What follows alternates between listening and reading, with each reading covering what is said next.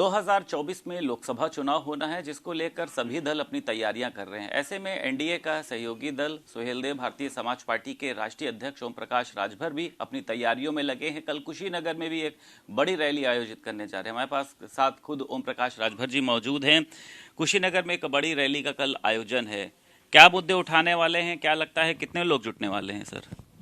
देखिए, कल कम से कम हमको अंदाज है कि 25 से 30 हजार के बीच में भीड़ होगी कल।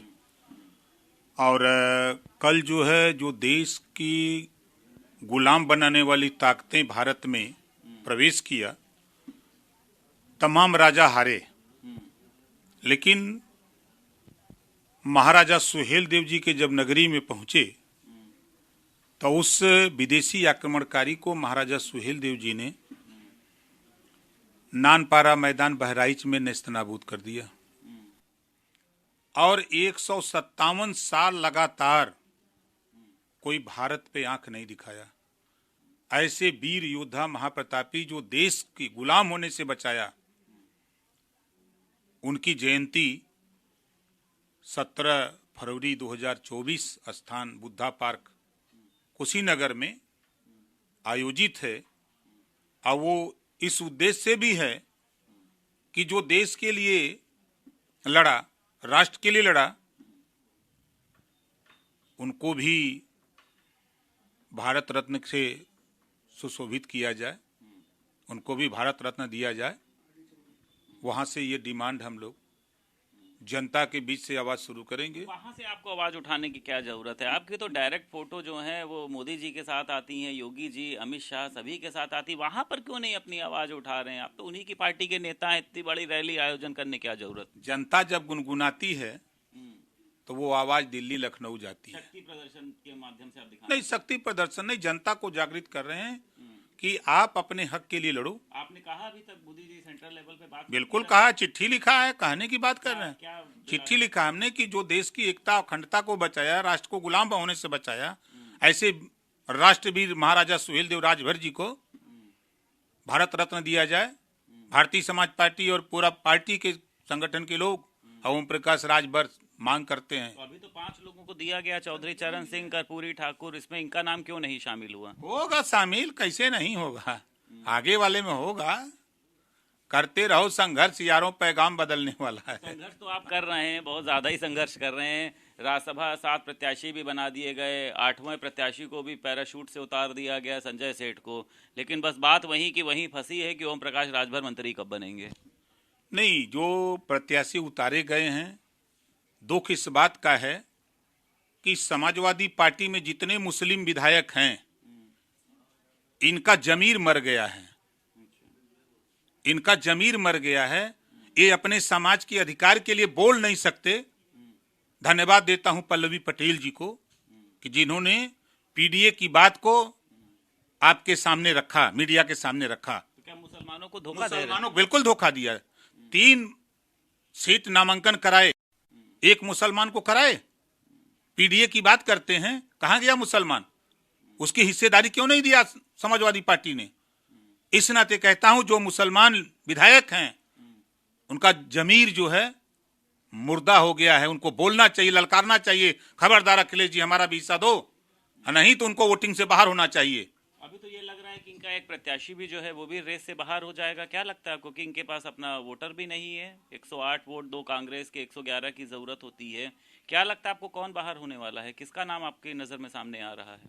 अगर ये मुसलमान को बनाए होते तो जीत जाता है। इन्होंने मुसलमान को धोखा दिया है, इस नाते वो हारेंगे। समाजवादी पार्टी का प्रत्याशी जो होगा वो हारेगा, तीसरा गारंटी के साथ कह रहा हूं। अभी ये नाम नहीं आपको मतलब लग रहा है कि कौन होगा? जया बच्चन होंगे, आलोक रंजन होंगे, रामजी लाल, कौन होंगे? अब वो अखिलेश जी का है। हम इतना जानते हैं कि उन्होंने मुसलमानों के साथ अन्याय किया है। जितने मुसलमान विधायक हैं वो बहिष्कार करेंगे, देख लीजिएगा। अच्छा, कोई वोट नहीं वोट देंगे। उन्होंने क्यों नहीं मुसलमान को कैंडिडेट बनाया? वोट वही देगा जिसका जमीर मरा होगा, नहीं तो वो ललकारेगा, खबरदार हम वोट नहीं देंगे, हम बहिष्कार करेंगे। आपसे बातचीत हुई है किसी? बहुत जने से बात भइल है। अच्छा, बहुत लोगों से बात हुई, इस नाते ललकार रहा हूं मैं। ठीक है। एक बात तो और है, ये स्वामी प्रसाद मौर्य ने भी अभी एक पीसी करी थी, आपने देखा, उन्होंने महासचिव पद से इस्तीफा दे दिया है। उनका जमीर जाग गया है, वजह क्या है? नहीं, ये ड्रामा है। अखिलेश जी शंकर भगवान की पूजा कर रहे हैं, वो इस्तीफा दे रहे हैं। अरे इस्तीफा देना तो एमएलसी पद से दो। अखिलेश जी को आगे आगे कहना चाहिए कि आप राष्ट्रीय महासचिव पद से नहीं, एमएलसी पद से इस्तीफा दो, तब मैं मानूंगा। पार्टी में भी बने रहोगे, एमएलसी बने रहोगे, पद क्या है? आज हटा दिए जाएंगे, कल बना दिए जाएंगे, उसका कोई मतलब है? ये अखिलेश जी और स्वामी जी मिलके दोनों ड्रामा कर रहे हैं, ड्रामा दिखा रहे हैं। स्वामी प्रसाद मौर्य कुछ जुगत लगा रहे हो इधर आने के लिए? देखिए, जब तक समाजवादी पार्टी को रसातल में नहीं पहुंचा देंगे तब तक कहीं जाएंगे नहीं। अभी पहुंची नहीं है समाजवादी पार्टी रसातल में, आपको लग रहा भी? अब निरा गई है, अब थोड़ी दूरी और तय करना है। आप नहीं देख रहे हैं कि बीजेपी जो काम कर रही है, समाजवादी पार्टी स्वामी प्रसाद मौर्य जी के बयान के बाद उनकी पार्टी के विधायकों में, वोटरों में सुगबुगाहट तेज है बगावत का। बहुत से उनकी पार्टी के नेता जो सनातन को मानते हैं, उन लोगों ने रिजाइन दे दिया समाजवादी पार्टी से, सोशल मीडिया पे तमाम पड़े हुए हैं। तो ये क्या लक्षण है?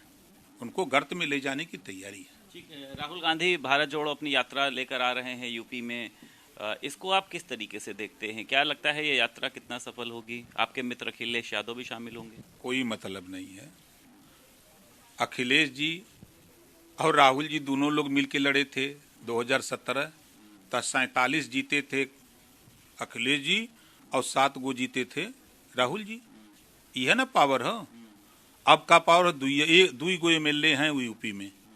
अब अखिलेश जी ओम प्रकाश राजभर के साथ समझौता किए तो 125 चौंपा दिए, 125 हट गए, तब खत्म।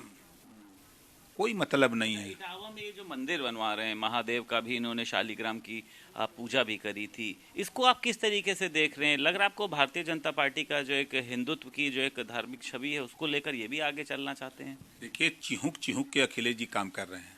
कहीं मुसलमान न नाराज हो जाए, कहीं हिंदू न भाग जाए, दोनों दुविधा में दोनों गई माया मिली न राम। ये हाल है इनका। मुसलमान भी इनसे नाराज है और हिंदू तो इससे नाराज है, जो ये बयानबाजी दिलवा रहे हैं, कर रहे हैं। तो दोनों तरफ से जा रहे हैं। और शंकर भगवान सबके गुरु हैं। जितने भी यहाँ भगवान पैदा हुए सबके गुरु वही हैं, शंकर भगवान। ठीक है राजभर जी, एक आखिरी सवाल मैं बार बार आपसे वही पूछता हूँ।